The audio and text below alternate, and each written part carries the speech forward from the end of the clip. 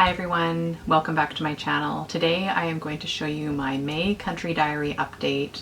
So if you're interested in seeing some new watercolor botanical illustrations, then keep on watching.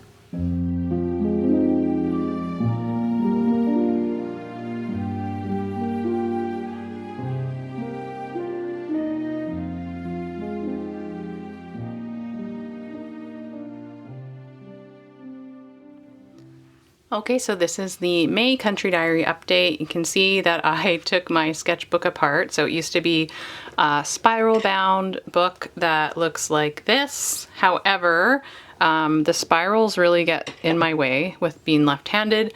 And then I also wanted to incorporate in some different types of paper. This is the Speedball fluid paper. And now I have cut and traced the little holes, and I cut them out with a razor blade to try some Arches paper as well as this Daler-Rowney paper I really like. So I have some water lilies and irises coming up for some of my June illustrations. So you'll see that at the end of this month. But anyway, so this is, I guess, my flip through just of showing you what I have. I am going to replace a few of the pages that I just don't like how they worked out, and you may have been aware that my cat went missing in March, and it was really challenging for me, and I don't like these pages because they feel associated with her going missing. So all of these ones I'll keep, but there are a few that I pulled out that I'm going to redo. So this was April. So I've been doing 2 pages a month. And here we are to our new illustrations. This is May, and I did the chocolate lily, blue camas, sea blush, and this is called seep monkey flower. And so these are flowers that grow in a beautiful meadow just above my house, our new place where we live. And these are very common to the Pacific Northwest and Vancouver Island where I live. Some really beautiful wildflowers. This is called seep monkey flower, and I didn't know why. And then I took a walk up after some rain, and it looks like it actually grows along all of the drainage areas in the meadow. So that's why it would be seep, I think, because of like the seeping water. This sea blush was really interesting and fun to paint because it was basically done with negative painting. And the blue camas I really enjoyed painting. I did use a bit of white gouache for the stamens just to make it easier. And I also used a bit of white gouache with some yellow watercolor mixed in to create the markings on this chocolate lily. I could have done it negative painting as well, but it would have taken more time, and I just didn't have that time, so I decided to do it this way. This is done on 140-pound cold pressed Arches watercolor paper, so different than the fluid brand paper. I kept trying to think what my favorite watercolor paper is, and to be honest, it depends on what I'm painting. So Arches has its pros and cons, so does Speedball, so does the Daler-Rowney. It's actually just simply watercolor pad, which is like their student hobby pad, but I just really like how it works for some painting. So I'll show you that next update video for my June illustrations. And then this is the second page for May. And this is a coral root wild orchid that I found out in the woods when I was going on a walk.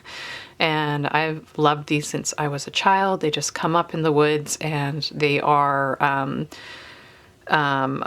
parasitic or saprophytes. So they kind of have like a symbiotic relationship with fungi and soil that they grow off of, so they don't actually have leaves. This is the enlarged flower of these tiny flowers. So if you look at these closely in the woods, you'll see that it's actually a beautiful orchid-like flower. And then I decided to do something different for this page and do some ink illustrations. And then I did a very faint wash of neutral tint in the background just to sort of bring it out and give it some pop. And then I just sort of made some notes here. So coral shaped roots, this is a side view. And then these are how the magnification. So this is enlarged 6 times, 3 times, for these ones, 4 times for this, and you just make a calculation by measuring the actual size and then how much you've enlarged it to do how much you have magnified it by. So I just did the 2 pages for May. Now in the warmer months, there's so many beautiful flowers coming out. I'm hoping that I might get done a few more pages, and now that I've taken the sketchbook apart, that was another reason I did that, I can add in more pages, because if I were to do 12 months in my country diary, I only had enough for 2 pages per month. So some of the really beautiful wildflower months, I might want to add in more. So that is why I did that. And so I hope you are enjoying these updates on this country diary project. And if you just are joining us now, then you can click on the link in the video description to visit the country diary playlist. And it has all of my country diary updates since January when I started this project. So you can watch all the videos and hear about the process I go through for creating these illustrated pages. If you're interested in learning more about botanical painting, and specifically the way I approach botanical painting to create these paintings in less time than traditional watercolor botanical painting, then I encourage you to click the link below in the video description. I have a free 1-hour class on how to paint a wild rose, and I sort of go through a presentation, a little bit more about my approach. I explain fully my 3-step painting method, and I also offer you a real-time painting tutorial where I take you step by step and we paint a beautiful wild rose. So if you want to create your own country diary or explore this style of painting more, then just click the link in the description below.